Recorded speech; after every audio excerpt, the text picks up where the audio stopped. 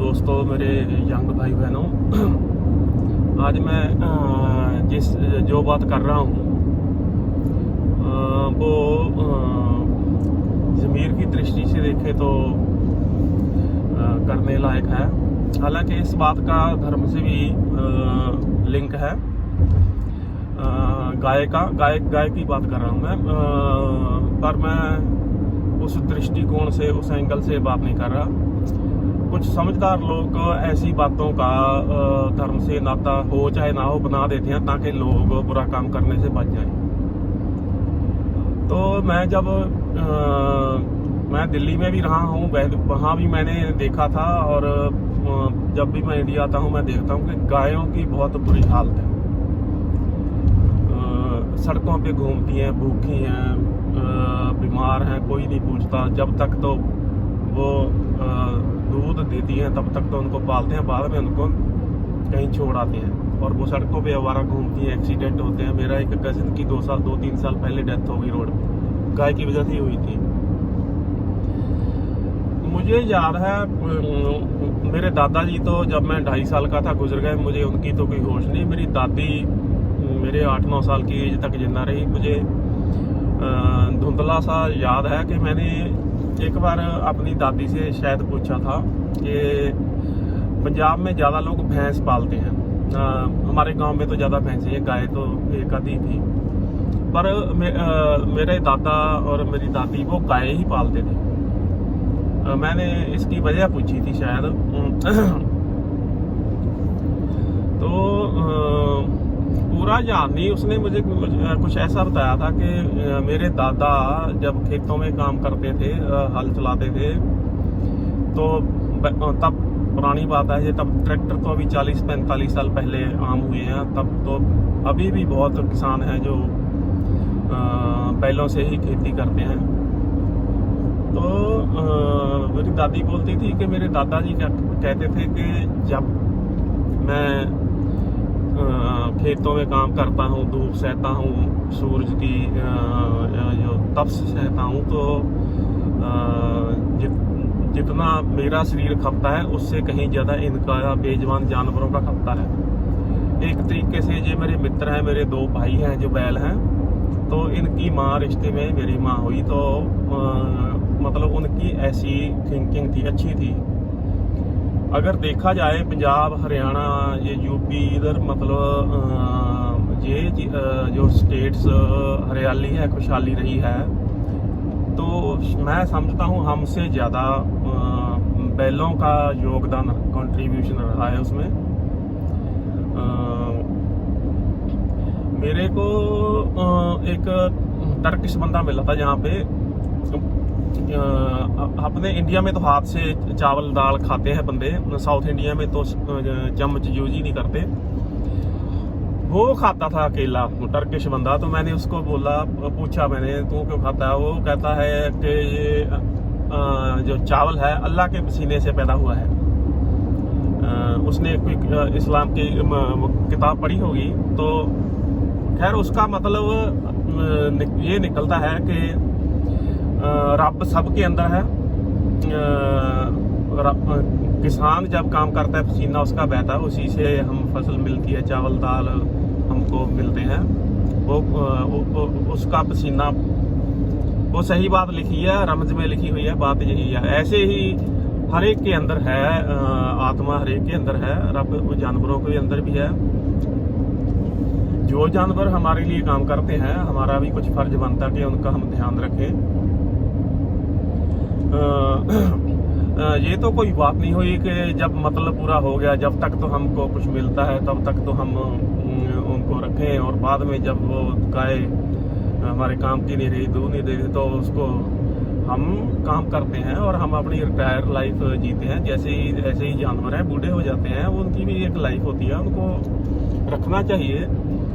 ये क्या बात हुई उनको छोड़ दो? मतलब ये तो लगता है ज़मीर ही मर गई लोगों की।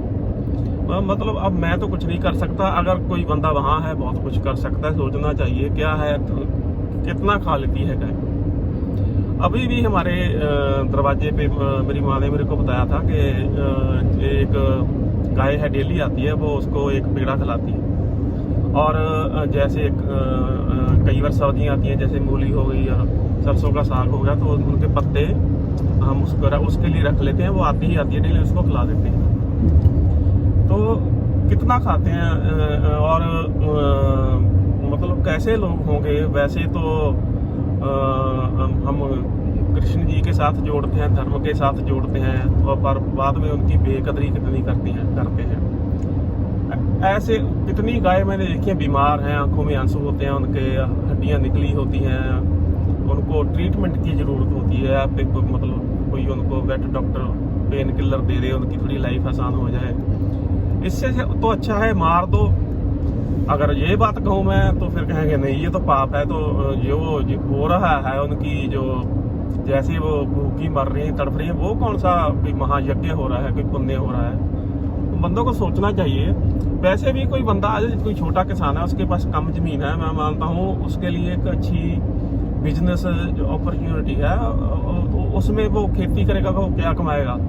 गाय के साथ अभी भी बहुत अच्छे लोग हैं इंडिया में, उनकी श्रद्धा जुड़ी हुई है। मैंने देखा है गायशाला में लोग जाते हैं, गाय को घास वगैरह वहाँ से चारा खरीद के खिला के आते हैं। तो इससे अच्छा है एक दो बंदे इकट्ठे हो जाएं, 15-20 गाय जो हैं उनको वहाँ रख लें, और जितना भी है चारा बीज लें, और थोड़ा बहुत इधर उधर मंदिरों के पास, गुरुद्वारों के पास एडवर्टाइजमेंट कर दें कि यहाँ पे हमने गाय पाली हुई हैं, तो वहाँ चारा बेच दें। लोग आएंगे, 20-25 रुपए का चारा लेके गाय को खिला जाएंगे, और ऐसे उनकी भी कमाई हो जाएगी और गायों की सेवा भी हो जाएगी। तो कर सकता है बंदा। मोटिवेट करना चाहिए बंदों को थोड़ा करना, क्योंकि मैं तो मानता हूँ कि मेरे ऊपर कर्जा है गाय का, खास करके क्योंकि गाय के बछड़े ही होते हैं जो बैल होते हैं खेतों में काम करते हैं। मैं अगर आज यहाँ हूँ तो अपने बुजुर्गों की वजह से हूँ, हम सभी अपने बुजुर्गों की वजह से हैं। इस स्पीसीज का मतलब इस नस्ल के का गाय बैल का हमारे ऊपर बहुत कर्ज है, और हमको सोचना चाहिए, ऐसे नहीं करना चाहिए। अगर कोई बंदा ऐसे कोई गाय के लिए देख रेख के लिए कोई छोटा सा गौशाला कह लें उसको, जहाँ ऐसे बाड़ा बना लेगा, तो वहाँ पे उसको गोबर गैस की भी का बंदोबस्त भी हो सकता है। नहीं तो ऑर्गेनिक खाद फ्री में मिलती है, तो गाय का जो गोबर है वो अच्छा होता है, ज़मीन में डालें तो बाद में कंपोस्ट। तो इनका तो नेचुरल बैलेंस है। अगर जानवर हैं तो हम हैं, वरना कुछ नस्लें ऐसी हैं, अभी साइंटिस्ट खोज करके बता रहे हैं कि अगर वो ख़त्म हो गई तो इंसान का वजूद इस प्लेनेट से ख़त्म हो जाएगा। तो गाय का तो साफ दिखता है कंट्रीब्यूशन, मतलब मुझे समझ में नहीं आता बंदे कैसे लोग होंगे। कोई बहुत ही निहायत ही गरीब हो गया हो और उसको अपने बच्चों को फीड करने के लिए भी पैसा ना हो, तो उसने ऐसी वजह कर दिया हो, कोई एक आधा होगा। पर ये तो अच्छे भले लोग मतलब डेयरी का काम करते हैं, जब तक दूध देती है तब तक पालते हैं, उसके बाद उसको कहीं जाके छोड़ आते हैं। मतलब और वैसे कोई गाय के खिलाफ बोल दे तो लोग ऐसे सोशल मीडिया पे लड़ने लगते हैं एक दूसरे से। सोचने वाली बात है, ऐसी बातें छोटी छोटी इग्नोर करती हैं, हम पे प्रॉब्लम हो जाती है। अब लॉजिकली तो मैं एक्सप्लेन नहीं कर सकता, अभी किसानों पे कितनी प्रॉब्लम आई हुई है, तो हम भी कहीं ना कहीं गलतियां करते हैं और कुदरत हमारे से नाराज हो जाती है। रब को अगर खुश करना है तो सारे जीव उसके हैं, और ख़ास करके जिनसे हमने काम लिया है कम से कम उनको, अभी तो 50 साल 60 मैक्सिमम हुए होंगे ट्रैक्टर को, हम तो आधी सदी में ही भूल गए कि ये हमारे कितने काम के जानवर होते थे। इनके बिना तो हम एक दिन भी खेतों में काम नहीं कर सकते थे। मतलब ये तो एहसान फरामोशी है मेरी नज़र में। मतलब सोचना चाहिए। मैं तो सैल्यूट करता हूँ मेरे दादाजी और उनके वक्त के वैसी सोच वाले लोग जो ये सोचते थे, उनको कम से कम मन में एहसास तो था। बड़े लोग अपने बैल की मालिश करते थे जिस दिन काम नहीं होता था, जब बारिश हो रही होती थी। और उनकी सेवा करते थे, उनको तंदुरुस्त रखते थे। उनके मन में था कि हाँ, इनकी वजह से ही हम अपना पेट पाल रहे हैं और औरों का पाल रहे हैं। चाहे किसी ने भी देखो, किसान अन्न पैदा करते हैं, हम सभी खाते हैं, तो हम सभी के ऊपर इस नस्ल का गाय का और बैल का खास ऋण है। ज़मीर की बात है, कोई मानता है कोई नहीं मानता, पर मैं तो मानता हूँ। मैं अगली बार इंडिया आया, मैंने मतलब ये सोचा है कि किसी ना किसी बंदे को अपने गांव से अगर कोई ऐसी चैरिटी या जैसे कोई स्टार्ट हो सकती हो तो मैं ज़रूर करने की कोशिश करूँगा। मैं आपसे भी हाथ जोड़ के रिक्वेस्ट करता हूँ कि अगर सरकारों के ऊपर हम छोटी छोटी बातों के लिए बैठ जाते हैं, उनका काम एडमिनिस्ट्रेशन चलाना होता है ठीक तरीके से, ऐसी छोटी छोटी बातें तो हम खुद भी कर सकते हैं। ये तो मंदिर गुरुद्वारे बनाने से ज़्यादा बड़ा पुण्य का काम होगा अगर कोई ऐसा करता है, क्योंकि बेजवान जो की दुआ होती है वो बहुत दूर तक जाती है और उनकी बद्दुआ भी फिर ऐसे ही काम करती है। ये तो इनकी दुआ तो बंदे को, मैंने बहुत कहानियाँ सुनी है बंदों की, और यहाँ मैं खुद ऑस्ट्रेलिया में और इन वेस्टर्न कंट्रीज में देखता हूँ, यहाँ नहीं जानवर के साथ कोई ऐसा ट्रीट करता जैसे हम करते हैं। यहाँ तो किसी की बिल्ली गुम हो जाए तो फ्रंट पेज पे न्यूज़ आती है। फैमिली का मेंबर मानते हैं हम जानवरों को। हमारे मतलब मेरे पास भी है, डॉग है, हमको उसको फैमिली का मेंबर। बहुत बंदों ने बोला इसके कितने बाल झड़ते हैं, मैंने कहा ना, ये हमारी फैमिली का मेंबर है। ज़्यादा से ज़्यादा क्या कर देगी, सोफा खराब कर देगी। मैंने कहा कर दे, ये चीज़ें तो जड़ हैं, इनमें तो फिर चेतना है, आत्मा है। मैं तो जहाँ आत्मा है वहाँ परमात्मा है, मैं तो रब है वहाँ पे, मैं तो ये बात मानता हूँ। और जहाँ भी चेतन ये आत्मा है, वहाँ उस जीव की हम जब सेवा करते हैं वो ईश्वर की सेवा ही होती है। हमने तो उल्टा इनसे बहुत काम लिया है, मेहनत करवाया है, और इसके बच्चे हैं, बैल हैं, और ये उनकी माँ है।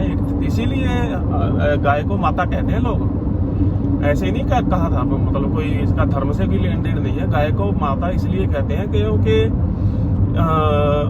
हमारे बाप दादा के इनके बैलों को जिनसे खेती भाई मानते थे अपना, तो भाई हुई तो फिर गाय हमारी माँ हुई। तो इस एंगल से, और आप अपनी माँ को बाहर निकाल दो, जैसे मैं हूँ मान लो, या कोई बंदा बाहर है, उसका भाई उसकी माँ को उसको कितना दुख होगा।